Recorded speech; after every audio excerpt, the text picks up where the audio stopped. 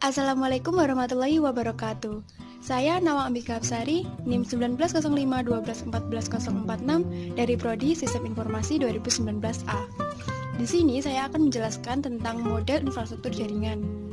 Ada 5 poin. Yang pertama, pengertian infrastruktur jaringan. 2, jenis-jenis infrastruktur jaringan komputer. Yang ketiga, perangkat keras infrastruktur jaringan. 4, jenis-jenis jaringan komputer. 5, topologi jaringan. Yang pertama, pengertian infrastruktur jaringan. Infrastruktur jaringan merupakan sekumpulan komponen fisikal dan logikal yang menyediakan dasar untuk konektivitas, keamanan, routing, pengaturan, akses, dan fitur integral pada jaringan. Kemudian ada jenis-jenis infrastruktur jaringan komputer. Yang pertama, infrastruktur fisikal. Infrastruktur fisikal merupakan topologi atau rancangan fisik jaringan yang terdiri dari komponen perangkat keras, seperti kabel, router, switch, bridge, dan lain-lain. Yang kedua, infrastruktur logikal. Infrastruktur logikal terdiri dari berbagai elemen perangkat lunak yang terhubung, diatur, dan mengamankan host pada jaringan. Contohnya, domain name system atau DNS, protokol jaringan seperti TCP atau IP, dan lain-lain.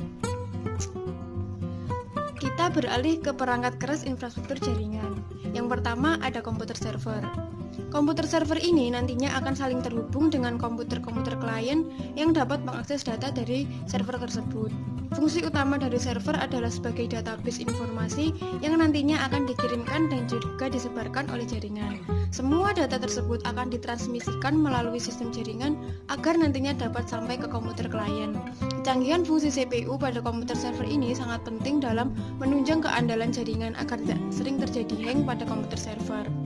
Yang kedua ada komputer user atau klien. Komputer klien atau user sering juga dikenal dengan istilah terminal ataupun workstation. Komputer klien yang sudah terhubung ke dalam jaringan akan dapat memperoleh informasi dan juga akses terhadap komputer server. Komputer klien ini dioperasikan secara manual oleh usernya, yaitu manusia, untuk berbagai macam kebutuhan seperti mencari data, bermain game online, atau keperluan lainnya. Yang ketiga ada hub. Fungsi utama dari hub adalah untuk membagi jaringan dari satu server menuju ke klien komputer dalam satu jaringan, terutama jaringan LAN alias lokal. Secara teoritis, hub sendiri adalah sebuah hardware atau perangkat keras yang merupakan suatu central connection point pada suatu jaringan yang berfungsi untuk menerima sinyal dari server atau host dan kemudian mentransmisikannya ke klien yang akan membentuk suatu jaringan. 4. Ada switch. Switch memiliki fungsi yang sama seperti hub, yaitu dapat membantu memecah-mecah jaringan lokal. Dari satu komputer server atau host, Anda dapat menggunakan switch untuk mengkoneksikan lebih dari satu komputer klien ke dalam satu jaringan LAN atau lokal. 5. Bridge. Bridge memiliki fungsi utama untuk menjembatani jaringan. Maksud dari menjembatani jaringan adalah bridge dapat menggabungkan lebih dari satu jaringan lokal ke dalam satu jaringan lokal yang lebih luas, ataupun sebaliknya, memecah satu jaringan lokal atau LAN yang luas menjadi beberapa jaringan lokal yang lebih kecil. Selain itu, bridge juga dapat menjadi penghubung antar dua atau lebih jaringan lokal dengan topologi jaringan yang berbeda-beda. 6. Router. Router secara teknis memiliki fungsi untuk melakukan penghalaan atau menyalurkan koneksi internet melalui protokol TCP atau IP menuju komputer klien. Secara khusus, fungsi router bisa seperti access point, di mana bisa meneruskan koneksi internet dari broadband atau provider menuju lokasi komputer klien. Namun demikian, pada dasarnya fungsi router jauh lebih banyak daripada itu, karena router digunakan untuk memberikan rute atau jalan-jalan tertentu bagi paket data yang ditransmisikan. 7. Access point. Access point hanya digunakan untuk memancarkan sinyal wireless yang diterima dari router ataupun broadband untuk membuat suatu jaringan WLAN atau wireless area network. Fungsi ini jauh lebih sederhana apabila dibandingkan dengan router yang memiliki fungsi yang sangat kompleks dan banyak. 8. Kabel. Kabel berfungsi untuk membawa paket data dari server menuju klien, tentunya dalam satu jaringan yang bukan merupakan jaringan wireless. Biasanya, kabel yang digunakan adalah kabel jenis UTP atau Unseld Twist Pair, koaksial, dan juga kabel fiber optik. Tentu saja penggunaan kabel dalam jaringan komputer sangat efisien, terutama ketika Anda ingin membangun sebuah jaringan lokal, karena biaya yang lebih murah dibandingkan dengan perangkat wireless. 9. NIC atau Ethernet Card. NIC merupakan kependekan dari Network Interface Card yang merupakan suatu kartu yang memegang peranan penting dalam jaringan komputer. Ethernet Card merupakan kartu jaringan yang ditanamkan pada komputer, yang mana akan membuat sebuah komputer mampu terhubung ke dalam jaringan LAN. 10. Modem. Modem merupakan kepanjangan dari modulator dan demodulator. Secara harfiah itu berarti modem merupakan suatu bentuk komunikasi dua arah yang dimana modem bisa melakukan proses perubahan data sinyal digital menjadi analog dan kemudian bisa merubah kembali sinyal tersebut menjadi digital agar bisa digunakan di dalam komputer. 11. Ada konektor. Konektor merupakan alat yang dipasang pada masing-masing ujung kabel jaringan untuk menghubungkan adapter network dengan kabel.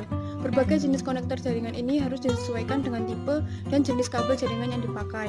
Kemudian ada 12 terakhir, repeater. Repeater merupakan perangkat keras jaringan komputer untuk memperkuat sinyal jika digunakan pada jarak yang jauh. Dengan adanya repeater ini, jaringan yang tidak terjangkau oleh jarak yang cukup jauh dalam suatu LAN dapat dikembangkan dan ditarik agak jauh dan memperoleh sinyal yang cukup. Jenis-jenis jaringan komputer. Yang pertama ada LAN atau Local Area Network. Sebuah LAN adalah jaringan yang dibatasi oleh area yang relatif kecil. Umumnya dibatasi oleh area lingkungan seperti sebuah perkantoran di sebuah gedung atau sebuah sekolah dan biasanya tidak jauh dari sekitar 1 km persegi. Beberapa model konfigurasi LAN.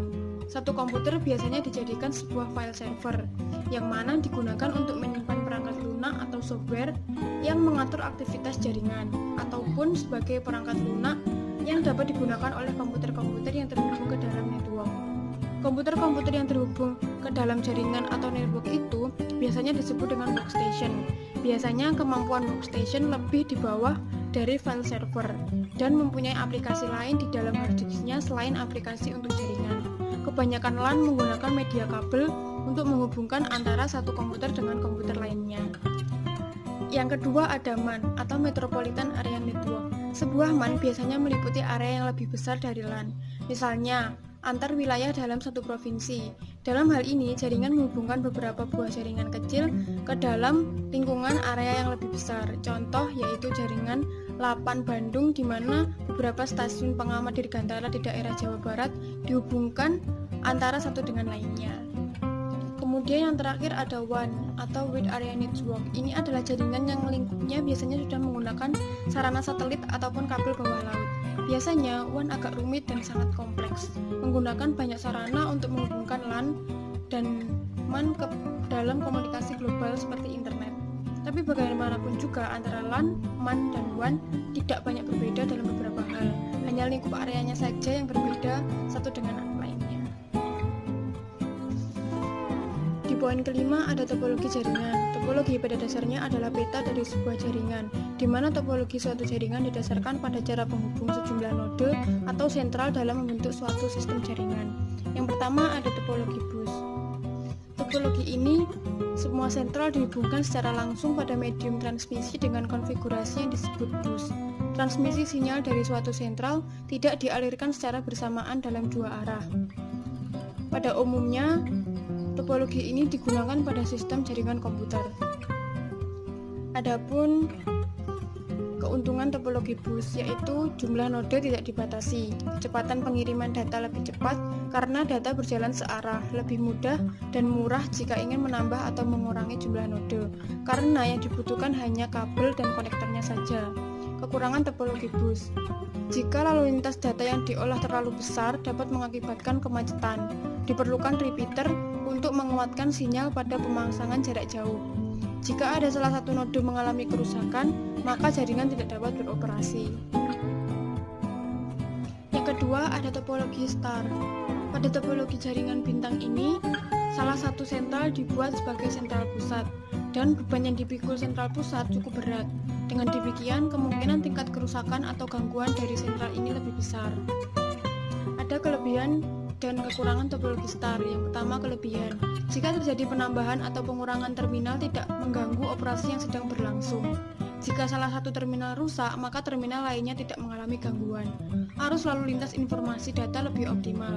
Kekurangannya ada dua. Yang pertama, jumlah terminal terbatas, tergantung dari port yang ada pada hub. Kedua, lalu lintas data yang padat dapat menyebabkan jaringan bekerja lebih lambat. Yang ketiga, ada topologi ring.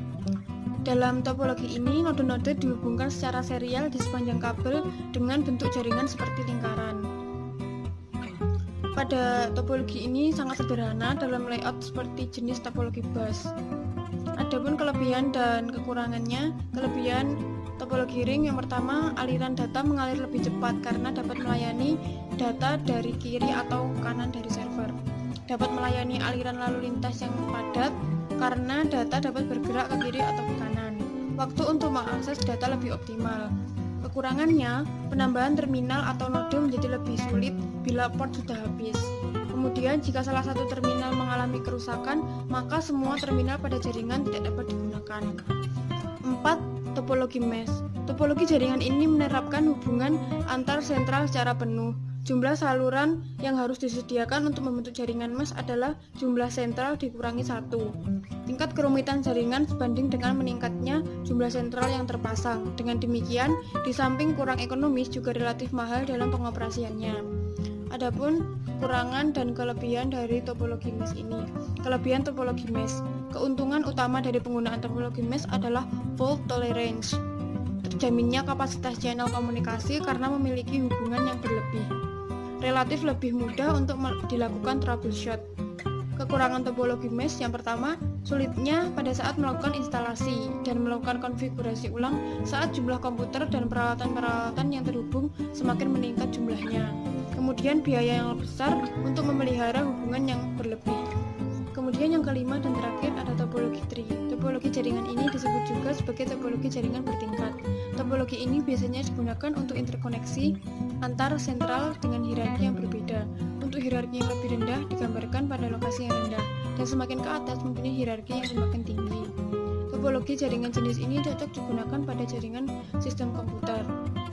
Adapun kelebihan dari topologi tree yaitu jika satu kabel node terputus maka subnode yang lainnya tidak terganggu. Namun ada juga kekurangannya. Pada topologi tree tidak dapat digunakan kabel yang low grade karena hanya menghandle satu traffic node. Karena untuk berkomunikasi antara satu node ke node lainnya membutuhkan beberapa kali hoops. Sekian yang dapat saya sampaikan tentang materi kali ini. Wassalamualaikum warahmatullahi wabarakatuh.